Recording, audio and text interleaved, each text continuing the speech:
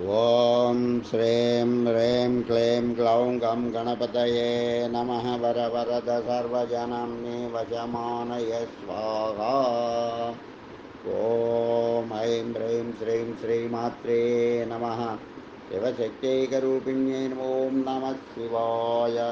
ఓం ఓం ఓం శ్రీ గురుభ్యో నమః. మగలి చర్ల వేణుగోపాల దత్తాత్రేయ స్వామినే నమః. ఓం శాం మం జాం ఐం ఓం రాం ఓం త్రం ఘనం ఓం నమః శివాయ. వేణుదత్తాత్రేయ నమః. ఓం ఐం రౌ బ్రూం శ్రీం వేణుదత్తలక్ష్మీదేవ్యై నమః. ఓం కమలాల శ్రీమేరుచక్రమా నమః. ఓం శ్రీమాత్రే నమః. ఓం నమః శివాయ. ఓం ఆదిత్యదేవాయ నమః. ఓం సూర్యదేవాయ నమః. సూర్యకవచం 1.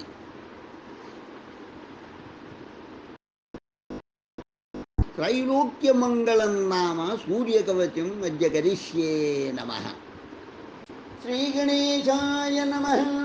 श्रीसूर्य उवाच साम्ब साम्ब महाबाहो शृणु मे कवचं शुभं त्रैलोक्यमङ्गलं नाम कवचं परमाद्भुतं यज्ञात्वा मन्त्रवित् सम्यक् फलं प्राप्नोति निश्चितं यद्रुत्वा च महादेवो गणानामधिपो भवत् पठनाद्धारणाद् विष्णुः सर्वेषां पालकः सदा एवमिन्द्रादयः सर्वे सर्वैश्चर्यमवाप्नुयुः कवचस्य ऋषिर्ब्रह्म छन्दोनुष्टो बुधावृतः श्रीसूर्यो देवता चात्र सर्वदेव नमस्कृतः यश आरोग्यमोक्षेषु विनियोगः प्रकीर्तितः प्रणवो मे शिरः पातु गृणिर्मे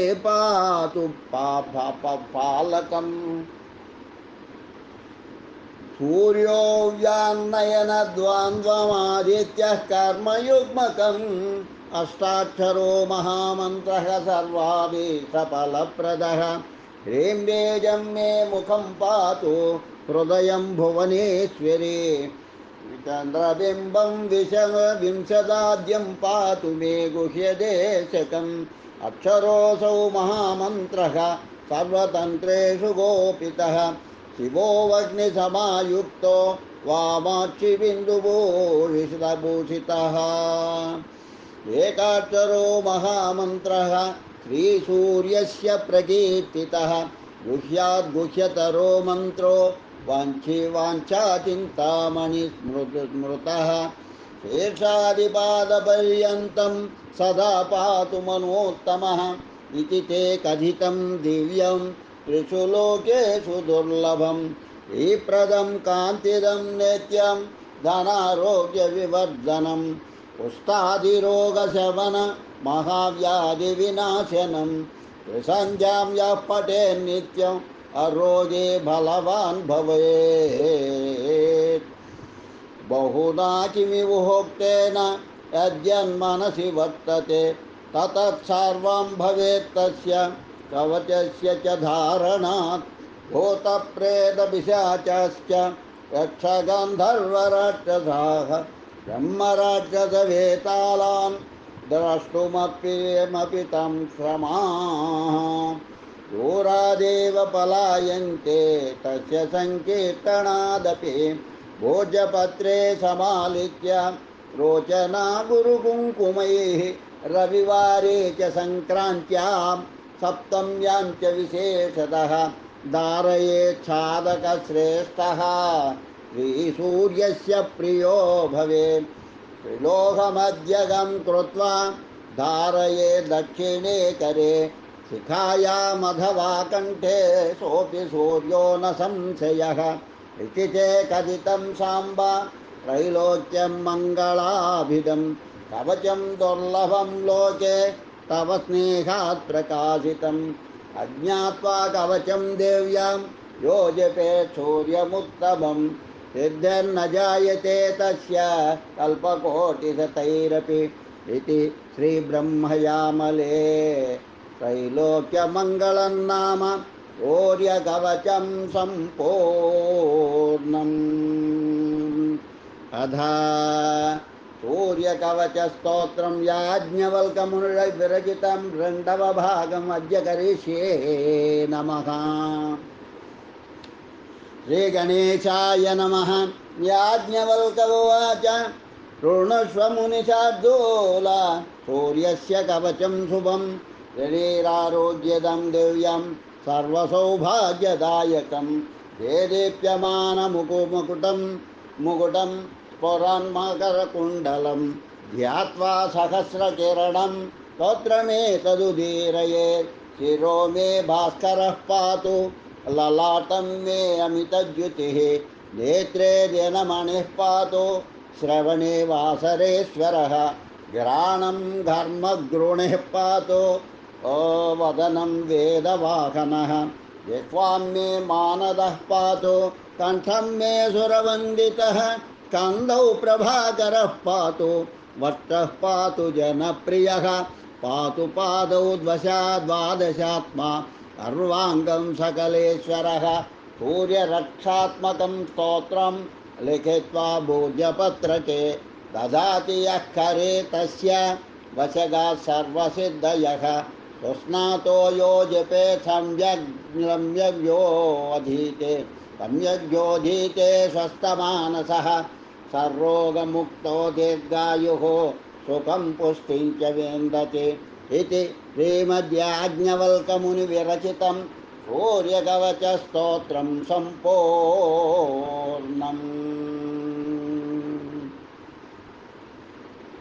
अथ सूर्यकवचं मूढवभागं वज्रपञ्जराच्य सूर्यकवचं। श्रीभैरव उवाच यो देवदेवो भगवान् भास्करो महसां निधिः गयत्रीनायको भास्वान् सवितेति प्रगीयते। तस्याहं कवचं देव्यां वज्रपञ्जरकाभिदं सर्वमन्त्रमयं गुह्यं मूलविद्यारहस्यकं सर्वपापापहं देवी दुःखदारिद्र्यनाशनं महाकुष्ठहरं पुण्यं सर्वरोगनिबर्हणं सर्वशत्रुसमूहघ्नं संग्रामे विजयप्रदं सर्वतेजोमयं सर्वदेवदानवपूजितं रणे राजभये घोरे सर्वोपद्रवनाशनं मातृकावेष्टितं वर्म भैरवानननिर्गतं ग्रहपीडाहरं देवी सर्वसङ्कटनाशनं धारणादस्य देवेशि ब्रह्मालोकपितामहः विष्णुर्नारायणो देवी रणे दैत्याञ्जीवोष्यति शङ्करः सर्वलोकेशो वासवोऽपि दिवस्पतिः ओषधेशस्य श्रीदेवी शिवोऽहं भैरवेश्वरः मन्त्रात्मकं परं वर्म सवितुः सारमुत्तमं यो धारयेद्भुजे मूर्ध्ने रविवारे महेश्वरि सर्राजवल्लभो लोके तेजस्वी वैरिमर्दनः बहुनोक्तेन किं देवी कवचस्यास्य धारणात् इह लक्ष्मीधनारोग्य वृद्धिर्भवति नान्यथा परत्र परमा मुक्तिर्देवनामपि दुर्लभा कवचस्यास्य देवेशि मूलविद्यामयस्य च वज्रपञ्जरकाख्यस्य मुनिर्ब्रह्मा समीरितः गायत्र्यां छन्दयित्युक्तं देवता सविता स्मृतः मायाबीजं शरशक्तिर्मान्नं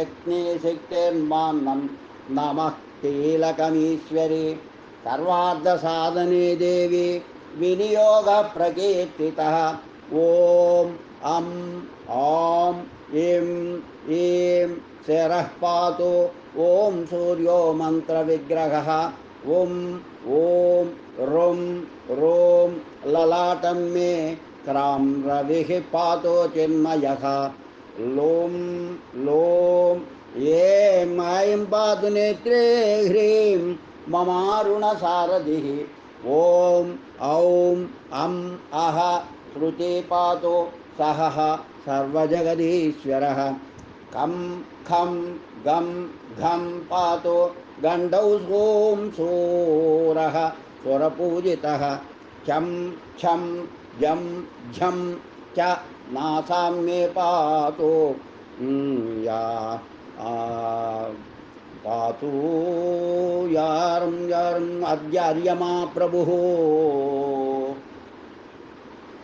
आज्ञमा प्रभुः तं ठं दं धं मुखं पायाद्यं योगेश्वरपूजितः तं ठं दं धं गालं पातु नं नारायणवल्लभः पं फं बं भं मम स्कन्धौ पातु मम महसां निधिः यं रं लं वं भुजौ पातु मूलं सकनायकः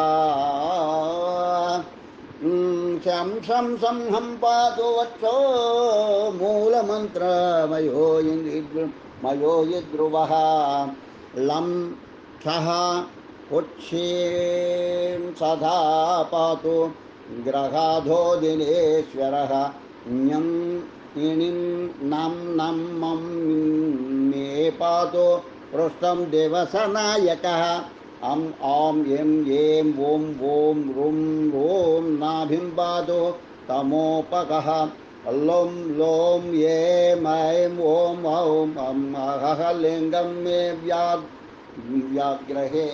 व्याग्रहेश्वरः खं खं गं घं चं छं जं झं कठिं पाबानुर्महममातु तं ठं दं धं तं धं तं दं धं जानुभास्वान्ममावतु पं पं बं भं यं रं लं वं झञ्जे मे आव्याद्विभाकरः शं शं सं हं लं छः पातु मूलं पादौ त्रयीतनुः ञं इणि तं नं नं मं मे पातु सविता सकलवपुः सोमः पूर्वे च मां पातु भौमा भौमोऽग्नौ मां सदावतु बुधो मां दक्षिणे पातु नैऋत्या गुररेव मां पश्चिमे मासितः पातु वायव्यं मां शनीश्चरः उत्तरे मां तमः पायादैशन्यं मां शिखी तथा ऊर्ध्वं मां पातु मिहिरो मामदस्तां जगत्पतिः प्रभाते भास्करः पातु मध्याह्ने मां दिनेश्वरः सायं वेदप्रियः पातु निशीथे विस्फुरापतिः सर्वत्र सर्वदा सूर्यः पातु मां चक्रणनायकः रणे राजकुले द्यूते विदादे शत्रुसङ्कटे संग्रामे च ज्वरे रोगे पातु मां सविता प्रभुः ॐ ॐ ॐ उत ॐ ॐ ह स म यः सूरोऽवतान्मां भयात् ह्रां ह्रीं ह्रों हः ह असौ हस हसौ हंसोऽवतात् सर्वतः सह सह सह ससा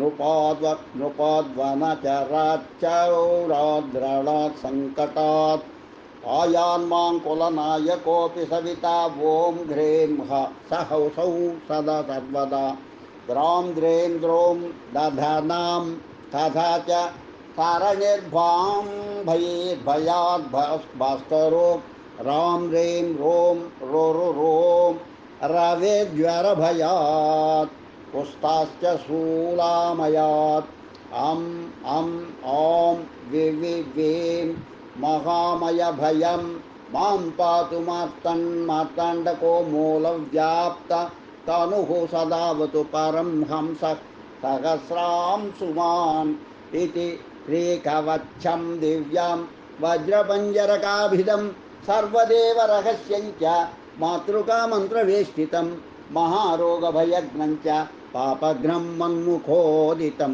गुह्यं यशस्करं पुण्यं सर्वश्रेयस्करं शिवे लिखित्वा रविवारे तु शिष्ये वा जन्मभे प्रिये अष्टगन्धेन दिव्येन सुधाक्षीरेण पार्वती अर्कक्षीरेण पुण्येन भोर्जत्वचे महेश्वरी कनके काष्ठलेखन्या कवचं भास्करोदये श्वेतवात् सूत्रेण रक्तेन श्यामेनावेष्टयेद्गुटिं सौवर्णेनाधसंवेष्ट्य धारयेन्मूर्ध्नि वा भुजे रणे रिपुं जयेद्देवी वादे सदसि जेष्यति राजमान्यो भवेन्नित्यं सर्वतेजोमयो भवेत् कण्ठस्था पुत्रदा देवी उच्छिष्टा रोगनाशिनी निरस्ता गुटिका दिव्या राकलोकवशङ्करी भुजस्था धनदा नित्यं तेजो बुद्धिविवर्धिते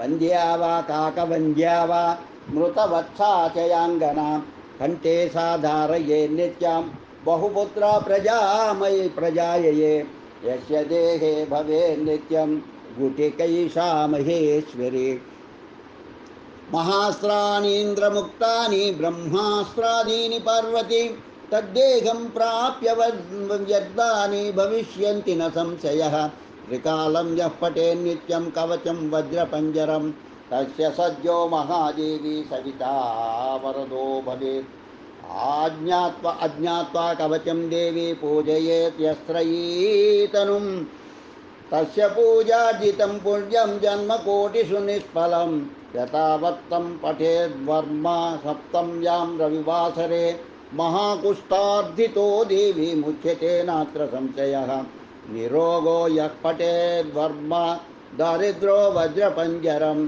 लक्ष्मीवां जायते देवी सद्यः सूर्यप्रसादतः भक्त्या यः प्रपठेत् देवी कवचं प्रत्यहं प्रिये यह लोके श्रियं भुक्त्वा देहान्ते मुक्तिमाप्नुयात् इति श्रीरुद्रयामले तन्त्रे श्रीदेवी रहस्ये वज्रपञ्जराख्य सूर्यकवच निरूपणं त्रयस्त्रिंशः पटलः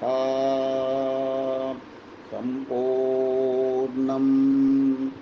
ॐ सूर्यदेवाय नमः। ॐ सूर्यदेवाय नमः। सूर्यकवचं नाल्गो भागं गुरुनिर्वेशकं पातु सूर्यः पातु ललाटकम् आदित्यः पातु नेत्रे द्वे स्तोत्रे पातु दिवाकरः नासिकां च त्रयी पातु पातु घण्टस्थले रविः पातुत्तरोस्तमुस्तांसु अधरोष्टमहत्पतिः दन्तान् पातु जगच्चक्षुः जिह्वां पातु विभावसुः वक्त्रं पातु सहस्रांशुः चिबुकं पातु शङ्करः पार्श्वे पातु पतङ्गश्च पृष्ठं पातु प्रभाकरः कुक्षिं जनमणिः पातु मध्यं पातु प्रजेश्वरः पात्वं सुमालीनाभिं मे कटिं पात्वमराग्रणीः ऊरू पातु ग्रहपतिः जारुणी पातु सर्वगः गङ्गे धामनिधिः पातु गोल्भौ पातु प्रभाकरः मार्ताण्डः पातु पादौ मे पातु मित्रोऽखिलवपुः फलश्रुतिः इदमादित्यनामाख्यं कवचं धारयेच्छुदेः स दीर्घायुः सदा भोगी स्थिरसम्पद्विजायते धर्मसञ्चारिणो लोके त्रयी श्रीसूर्यवर्मणा आवृतं पुरुषं द्रष्टुमशक्ता भयविह्वलाः मेत्रयन्तोद्भवन्तस्थं तेरस्कर्तुं तदक्षमं विरोधिनस्तु सर्वत्र तदाचरणतत्परा दारिद्र्यं चैव दौर्भाग्यं मारकस्विह दह्यते सूर्येति सुरराजेति मित्रेति सुमनाः सरन् पुमान्न प्राप्नुयात् दुःखं शाश्वतं सुखमप्नुते सर्वोन्नतगुणाधारं सूर्येणासु प्रकल्पितं कवचं धारयेद्यस्तु तस्य स्यादखिलं वशं सदा गदाधरस्यापि चेत्तु किं च तदक्षयं तस्य हस्ते च सर्वापि सिद्धि प्रत्ययदायिनीः सुखस्वपे यदा सूर्यसूरः तस्य वर्मोपविष्टवान् याज्ञवल्क्योस्तवान् सप्तासमक्षं हृदये मुदा सद्गृणि सूर्य आदित्यः सपनः सविता रविः कर्मसाक्षी दिनमणिर्मित्रो भानुर्विभुर्हरिः ద్వాదశైతాని నామాని త్రిసంధ్యం యః పఠేన్నరః తస్య మృత్యుభయం నాస్తి సపుత్రో విజయీ భవేత్. ద్వాభ్యాం త్రిభిస్తేభిర్వా సన్మంత్రపద్ధతిం విజ్ఞాయాష్టాక్షరీమేతాం ఓంకారాది జపేత్ కృతి మంత్రాత్మకమిదం వర్మ మంత్రవద్గోపయేత్ తదా అమంద విదుషః పుంసో దాతుం తద్దుర్లభం ఖలు దుర్లభం భక్తిహీనానాం సులభం పుణ్యజీవినాం ఇదం పఠితే భక్త్యా శృణుయాద్వా సమాహితః తస్య పుణ్యఫలం వక్తుమశక్యం వర్షకోటిభిః. ఇత్యాదిత్యపురాణే ఉత్తరఖండే ఆదిత్యపురాణే ఉత్తరఖండే యాజ్ఞవల్క్యవిరచితం శ్రీసూర్యకవచం సంపూర్ణం తద్భోర్భూరోమితదిగ్విమోకః. శ్రీసూర్యనారాయణ పరబ్రహ్మార్పణమస్తు. ఇది సూర్యకవచం సంపూర్ణం. ఓం సూర్యాయ నమః. ఓం సూర్యకవచం 5వ భాగం. ఓం సూర్యకవచం 5వ భాగం. ఓం అస్య శ్రీ సూర్యనారాయణ దివ్యకవచ స్తోత్ర మహామంత్రస్య హిరణ్యగర్భ ఋషిః అనుష్ఠుప్ఛందః. శ్రీ సూర్యనారాయణో దేవతా సూంబీజం యాం శక్తిః యాం కీలకం. శ్రీ సూర్యనారాయణ ప్రసాద సిద్ధ్యర్థే జపే వినియోగః కరన్యాసః. ఓం సూర్యనారాయణాయ అంగుష్టాభ్యాం నమః. పద్మినీవల్లభాయ తజ్జనీభ్యాం నమః. దివాకరాయ మధ్యమాభ్యాం నమః. భాస్కరాయ అనామికాభ్యాం నమః. మార్తాండాయ కనిష్ఠికాభ్యాం నమః. ఆదిత్యాయ కరతలకరపృష్ఠాభ్యాం నమః.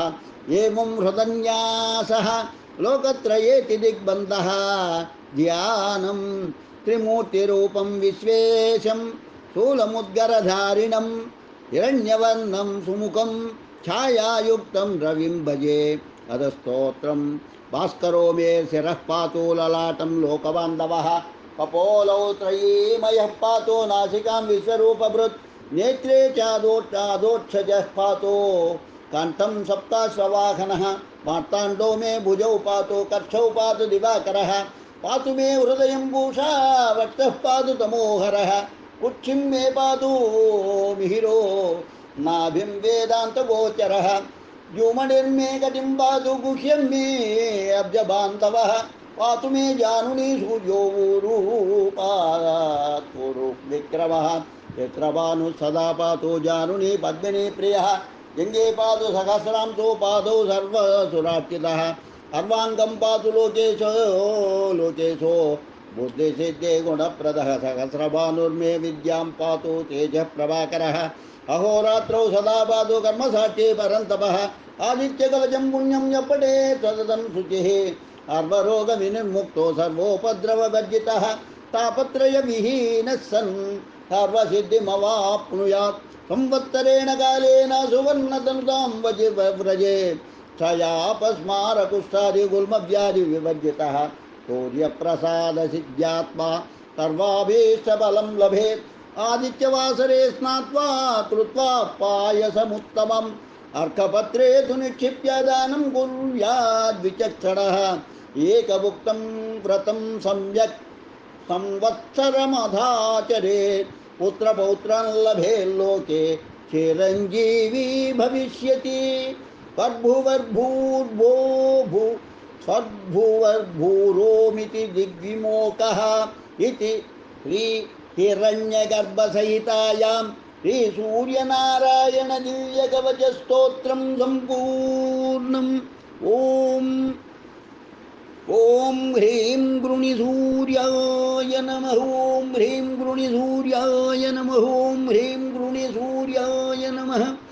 ఓం అర్కాయ నమః మిత్రాయ నమః. ఓం అర్కాయ నమః మిత్రాయ నమః. ఓం అర్కాయ మిత్రాయ నమః. ఆరోగ్యం భాస్కరాదిచ్చేత్. ఆరోగ్యం భాస్కరాదిచ్చేత్. ఆరోగ్యం భాస్కరాదిచ్చేత్. ఓం భాస్కరాయ విద్మహే మహాద్యుతికరాయ ధీమహి తన్నో ఆదిత్య ప్రచోదయాత్. భాస్కరాయ నమోస్తుభ్యం. భాస్కరాయ నమో నమః. భాస్కరాయ నమోస్తుభ్యం. భాస్కరాయ నమో నమః. భాస్కరాయ నమోస్తుభ్యం. భాస్కరాయ నమో నమః. आदित्यदेवानुकूलप्रसादबलसिद्धिरस्तु तथास्तु। लोकाः समस्ताः सुखिनो भवन्तु। लोकाः समस्ताः सुखिनो भवन्तु। लोकाः समस्ताः सुखिनो भवन्तु। ओम शांति शांति शांति। स्वस्ति।